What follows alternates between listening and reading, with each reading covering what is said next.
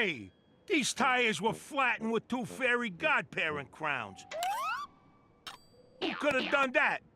And where's your diaper? Hello everyone, spongestur here and welcome back to QUICKTOONS. And guess what? Today we're not reviewing SpongeBob, or Regular Show, or Gumball. Today we're reviewing the Fairly OddParents Christmas special, Christmas Every Day. In this episode, Timmy wishes for it to be Christmas every day, and it does not end very well. So now that I'm reviewing a show I haven't covered yet on the channel, I guess it's time to give a brief synopsis? You know what? I'm not doing that. This show is the second most popular show on Nickelodeon for a long time. It aired for 10 seasons, its run was decent on the channel. I don't need to explain to you what the Fairly OddParents is about, or to explain any of the characters, you know them by now. But I will give you a brief summary of my experience with the show. As a really young child, I pretty much avoided this show. I was really only into cartoons that featured talking animals, not talking humans. So while I did watch an episode or two, I did not really care for it, at least not compared to SpongeBob. But a few years ago, I did go back and watch a lot of those classic episodes, and I came to this very shocking conclusion.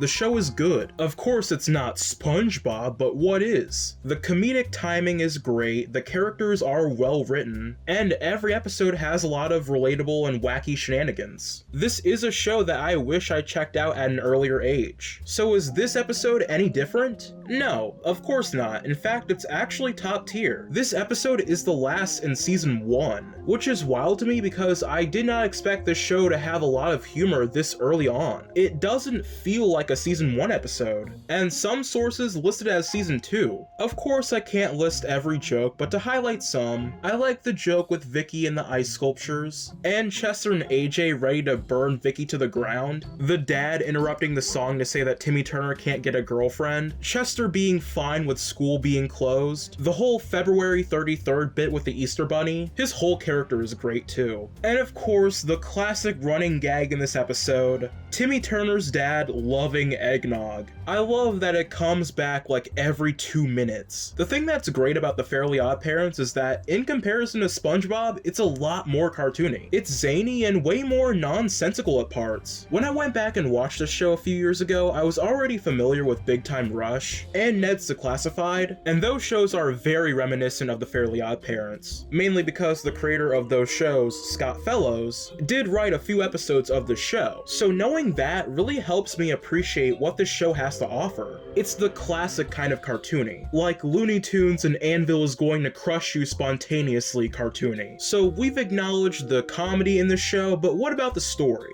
Is it well written? Honestly, yeah. I was expecting to sit here and be like, actually, there are a lot of plot holes in this episode. But no, everything here is very logical. Every reason as to why this wish is stupid is very reasonable, and it makes the episode even more enjoyable. Also, can I just point out how cool it is that this episode exists in the first place? I feel like it was always every kid's dream that Christmas was every day. I thought about this at least once. Having an episode laying out why that wish would be stupid, and why every kid would be stupid for wishing that, really paints a picture. And that's also another good thing about the show. Timmy perfectly represents what every kid wants as a kid, and how every kid views the world. You might even call him an average kid that no one understands, which is great for, you know, a kid's show, and it's exactly why Timmy succeeds as a protagonist in the show. Oh, I have to talk about Christmas. Yeah, when it comes to capturing the Christmas feeling, this episode excels at that. Going back to how this show perfectly encaptures what a child's mind is like,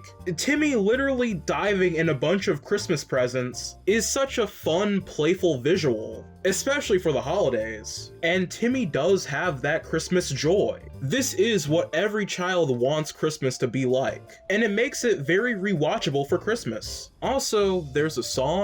So the Fairly OddParents has songs sometimes, and most of them are kinda mid. SpongeBob songs easily blow them out of the water. I think it's because I'm not a huge fan of the instrumentation behind these, even though Family Guy goes for the same big band sound, and I like it there. So I think my main problem is actually that Timmy isn't a very good singer, and I don't know why they keep giving him songs. He can't sing. At least Tom Kenny can actually sing even when he's voicing SpongeBob, not to mention Seth MacFarlane's voice. But hey, I will say, this song here is above average. I like that they bring it back when things are going back to normal in the episode, and of course the dad making a random appearance in the song is really funny. So it gets a pass. It's one of the better songs in the show. I'll give it that. Overall, this episode is absolutely a classic. The comedic timing is great as per usual from this era of the show, the story is great to follow along with, and it does capture that Christmas feeling. If you haven't seen it yet, before Christmas, go check it out. I highly recommend it. And I wish I watched this at a younger age. Could have been really nostalgic to me. But of course I had to watch that stupid talking sponge, and where did that get me? To talk about Patrick's smelly feet? Overall score, 9 out of 10. I'm a Spongester and I'll see you guys next time. Bye!